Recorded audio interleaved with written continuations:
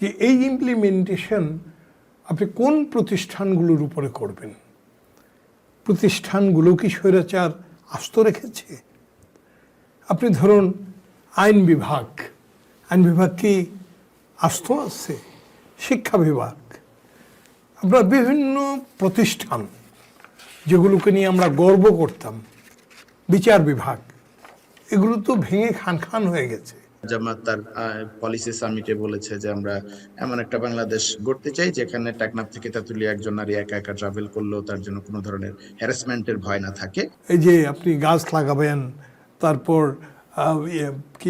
সুদমুক্ত ঋণ দেবেন, তারপর কার্ড দেবেন, মাগনা চিকিৎসা ব্যবস্থা দেবেন, দুর্নীতি থাকবে না, এগুলো তো দুর্নীতি থাকবে। আপনার আইনের পেছনে যদি একটা তলোয়ার না থাকে, তা যেটা প্রয়োগ, সেটা আপনি কেমনে করবেন? জনাব তারেক রহমান সাহেব ওনার হোমওয়ার্ক না থাকার কারণে উনি নতুন করে বলতেছিলেন যে 6 মাসের সবেতনে ছুটি উনি দিবেন। বিএনপির যেই পলিসিগুলো তারা বলছেন বিভিন্ন সমাবেশে জনাব তারেক রহমান বা দলের নেতারা, এটা থেকে আমি খুব হতাশ যে বাংলাদেশের একজন মানুষ বাংলাদেশের প্রধানমন্ত্রী হতে চান, দলের প্রধান, কিন্তু বাংলাদেশ সম্পর্কে ওনার আসলে তেমন কোনো হোমওয়ার্ক নাই।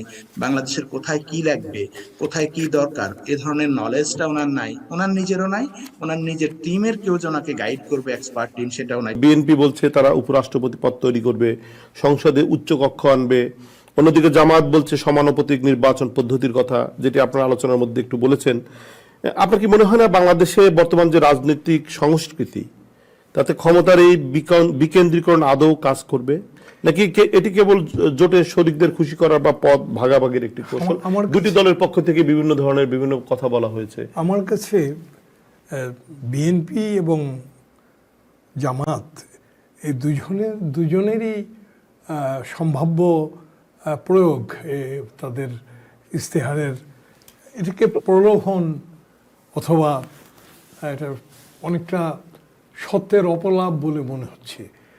কারণ আমার কাছে, আমি খুব বিস্মিত হই যে এই ইমপ্লিমেন্টেশন আপনি কোন প্রতিষ্ঠানগুলোর উপরে করবেন? প্রতিষ্ঠানগুলো কি স্বৈরাচার আস্ত রেখেছে? আপনি ধরুন আইন বিভাগ কি আস্ত আছে? শিক্ষা বিভাগ, আমরা বিভিন্ন প্রতিষ্ঠান যেগুলোকে নিয়ে আমরা গর্ব করতাম, বিচার বিভাগ, এগুলো তো ভেঙে খান খান হয়ে গেছে। আমার ধারণা যে এই প্রতিশ্রুতিগুলো বাস্তবায়ন তখনই সম্ভব হবে যখন আইনের সার্থক প্রয়োগ এবং আইনের শাসন প্রতিষ্ঠা হবে।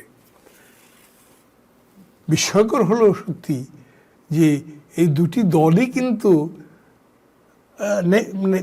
ডাইরেক্টলি আইনের শাসন প্রতিষ্ঠার জন্যে যে পদক্ষেপ নেওয়া উচিত সে ব্যাপারে তেমন কোনো হালদোল নেই।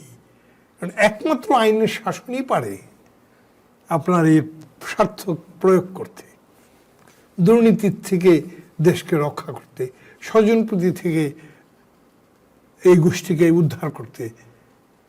তাহলে আইনের শাসনটাই এলো সবচেয়ে জরুরি, সবার আগে বিবেচ্য। আপনি প্রতিষ্ঠান যদি না থাকে, একটা ভগ্ন প্রতিষ্ঠান, যে ব্যবস্থাটি ভেঙে খান খান হয়ে গেছে, শিক্ষা ব্যবস্থা কি আপনি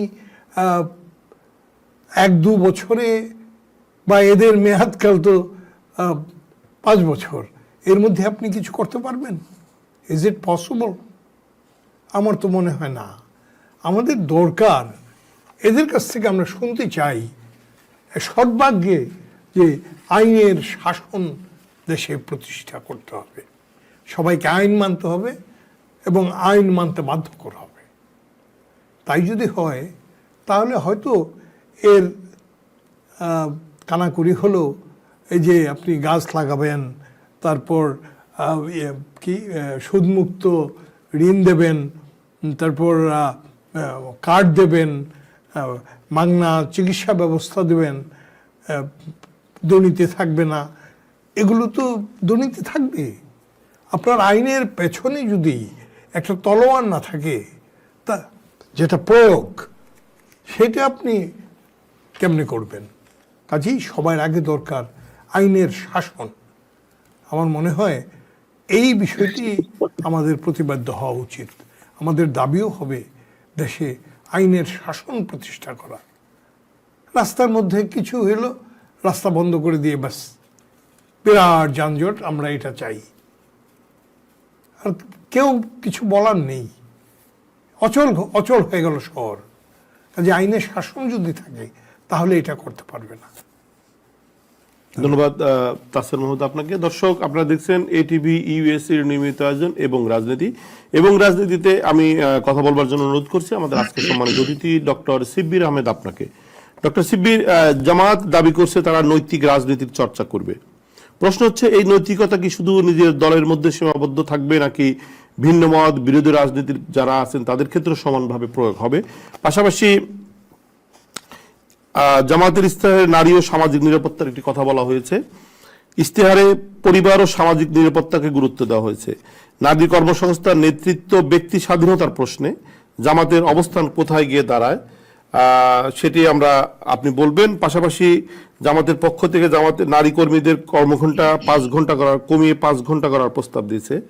অনেকে বলেছেন এটি কর্মক্ষেত্রে নারীর অংশগ্রহণ কমিয়ে দিতে পারে বা নিয়োগদাতা যারা আছেন তারা নারী কর্মী নিতে অনাগ্রহ দেখাতে পারে।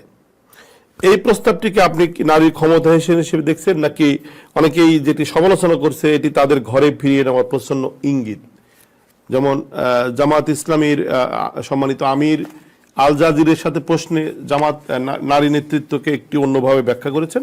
সবকিছু মিলে আপনি যদি আপনার জায়গা থেকে একটু ব্যাখ্যা করতেন প্লিজ, ডক্টর শিব্বির আহমেদ। ধন্যবাদ কাশেম ভাই। যে ন্যায় ইনসাফের রাষ্ট্র কায়েম করা বা নৈতিক মানবিক বাংলাদেশ গঠন করার যে প্রতিশ্রুতি জামাত দিচ্ছে, এটা নিঃসন্দেহে সবার জন্যই। জামাত বলছে যে যেমন দুর্নীতি চাঁদাবাজির ক্ষেত্রে জামাত এটা এনশিওর করবে যে নিজেরাও করবে না, অন্য কাউকেও করতে দিবে না। জামাত বলেছে তারা ইনসাফের বাংলাদেশ গড়বে, যেখানে কোনো ধরনের বৈষম্য হবে না বা কেউ কোনো ধরনের অন্যায্যতার শিকার হবে না। তো এটার ক্ষেত্রে দলমত নির্বিশেষে সব মানুষের জন্য, নারী পুরুষ দলমত ধর্ম নির্বিশেষে সবার জন্যই তারা সেটা এনশিওর করতে চায়। আমার মনে হয় এ বিষয়ে কোনো সন্দেহ থাকার কথা না। আর যেটা ইম্পর্টেন্ট, আপনি যেটা এই নারীদের ব্যাপারে বলেছিলেন, নারীদের ব্যাপারে জামাতের বেশ কিছু প্রস্তাবনা এবার এসেছে। নারীদের শিক্ষা, নারীদের কর্মক্ষেত্র, আপনি 5 ঘন্টা কর্মক্ষেত্রের কথা বলেছেন, এটা একটা পয়েন্ট ইশতেহারে আছে। নারীদের নিরাপত্তা, এ ধরনের অনেকগুলো বিষয় আছে। যেমন নারীদের জন্য শিক্ষা প্রতিষ্ঠানের উচ্চ শিক্ষা, এ ধরনের আলাপগুলো আমি আগেরবার বলেছি। এবং নারীদের জন্য নিরাপদ বাংলাদেশ গড়ে তোলা, এটা জামাত তার পলিসি সামিটে বলেছে যে আমরা এমন একটা বাংলাদেশ গড়তে চাই যেখানে টেকনাফ থেকে তেঁতুলিয়া একজন নারী একা একা ট্রাভেল করলেও তার জন্য কোনো ধরনের হ্যারাসমেন্টের ভয় না থাকে। আর নারীর যে পয়েন্ট আপনি বলছেন যে আল জাজিরার সাক্ষাৎকারে যে নারী জামাতে টপ হতে পারবে কিনা, এটা থিওলজিক্যাল কোশ্চেন, এটা আসলে নারী কোশ্চেন না, এটা হচ্ছে থিওলজিক্যাল কোশ্চেন। আমি যেহেতু থিওলজিক্যাল এক্সপার্ট, আমি সে পয়েন্টে যেতে চাই না। আর নারীর 5 ঘন্টা কর্মঘণ্টার কথা, প্রশ্নটা যেটা তুলেছেন যে এটা নারীকে কি কাজে অনুৎসাহিত করার জন্য বা ঘরে ফিরে নেওয়ার জন্য কিনা, এই প্রশ্নটা আসলে আমি কয়েক জায়গায় বলেছিলাম এভাবে যে এটা নারীর যে প্রস্তাবটা এসেছে, এই প্রস্তাবটা এসেছে যে মায়েদের জন্য তার কর্মঘণ্টা কমিয়ে আনা। কারণ আমাদের অলরেডি নারীদের জন্য মাতৃত্বকালীন একটা ছুটির ব্যবস্থা আছে 6 মাসের।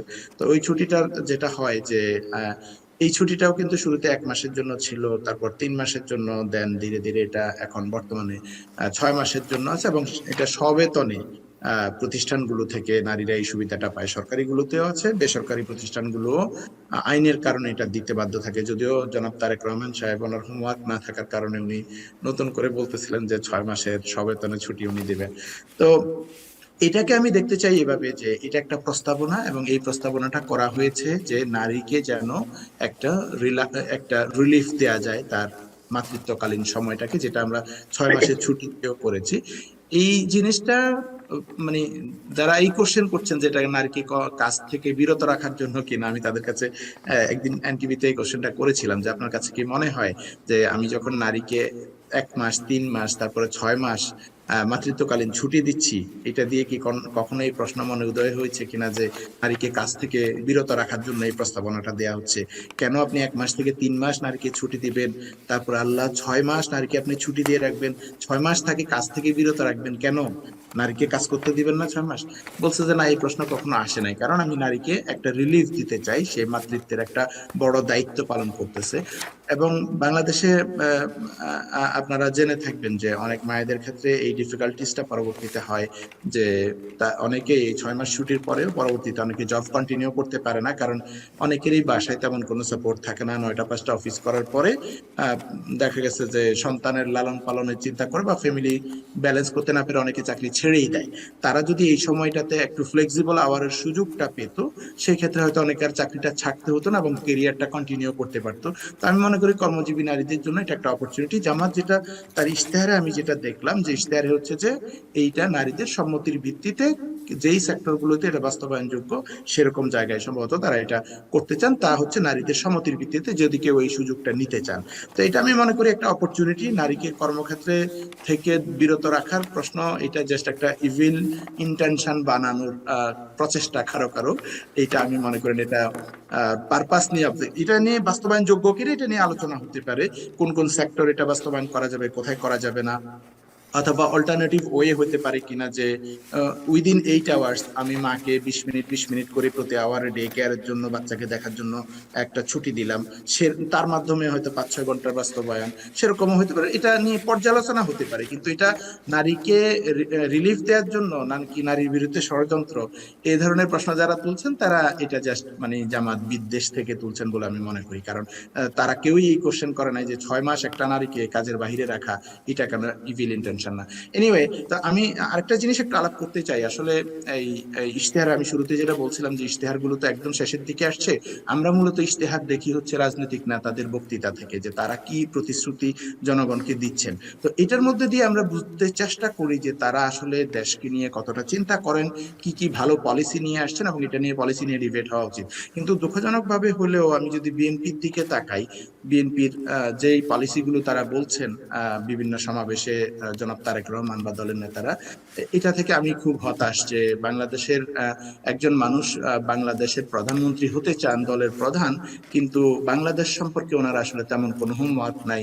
বাংলাদেশের কোথায় কি লাগবে, কোথায় কি দরকার, এ ধরনের নলেজটা ওনার নাই, ওনার নিজেরও নাই, ওনার নিজের টিমের কেউ জনাকে গাইড করবে এক্সপার্ট টিম সেটাও নাই। খুব দুঃখজনক ভাবে আপনারা তো সবাই জানেন এগুলো নিয়ে, যেমন মাতৃত্বকালীন ছুটি 6 মাস সবেতনে করবেন যেটা অলরেডি সেখানে এক্সিস্ট করতেছে। উনি কুমিল্লায় বলছেন ইপিজেড করবেন যেটা অলরেডি সেখানে এক্সিস্ট করে। উনি নীলফামারীতে বলছেন নীলফামারীতে উনি মেডিকেল কলেজ করবেন যেটা অলরেডি সেখানে আছে মেডিকেল কলেজ। সংবিধানে বিসমিল্লাহ পুনর্বহাল করবেন যেটা অলরেডি সেখানে আছে। উনি তারপরে বিডিআর হত্যা দিবসকে শহীদ সেনা দিবস করবেন যেটা অলরেডি এই গভর্নমেন্ট করে ফেলেছে। এরকম নানান কিছু উনি বলেছেন। এবং চট্টগ্রামকে বাণিজ্যিক রাজধানী করবেন যেটা ইভেন বিএনপি সরকার এই আগের বার করেছিল 2001 থেকে 6 ওই সময়টাতে। তা এরকম নানান অফার উনি দিচ্ছেন বিভিন্ন এলাকায় গিয়ে, যেটা উনি জানেনই না যে এই জিনিসটা এখানে আছে। উনি যশোরে গিয়ে বলছেন যশোরে বন্ধ হওয়া চিনি কল উনি আবার শুরু করবেন, কিন্তু এই যশোরে কোনো চিনি কলও ছিল না, কখনো চিনি কল বন্ধ হয় নাই। তারপরে উনি দিনাজপুরে গিয়ে বলছেন ওখানে দিনাজপুরের আম এটাকে উনি একদম আন্তর্জাতিক পর্যায়ে নিয়ে যাবেন, দিনাজপুরে হয় লিচু। উনি ফরিদপুরে গিয়ে বলছেন এখানকার সয়াবিন, কিন্তু ফরিদপুরে সয়াবিন চাষে হয় না। এই যে একজন নেতা, শীর্ষ নেতা, যিনি বাংলাদেশের প্রধানমন্ত্রী হওয়ার স্বপ্ন দেখছেন বা হয়তো জিতে গেলে হয়েও যাবেন, তার বাংলাদেশ সম্পর্কে কোনো হোমওয়ার্ক নাই। বাংলাদেশের কোথায় কি লাগবে এটা তিনি জানেন না, কোথায় কোন পলিসিটা দরকার বাংলাদেশের জন্য এটা তিনি জানেন না। এই জিনিসটা খুবই দুঃখজনক এবং আমরা একটা দুঃখজনক মানে ভবিষ্যতের ইঙ্গিত এটা থেকে বুঝতে পারি। ATV USA বিশ্বজুড়ে বাঙালিয়ানা।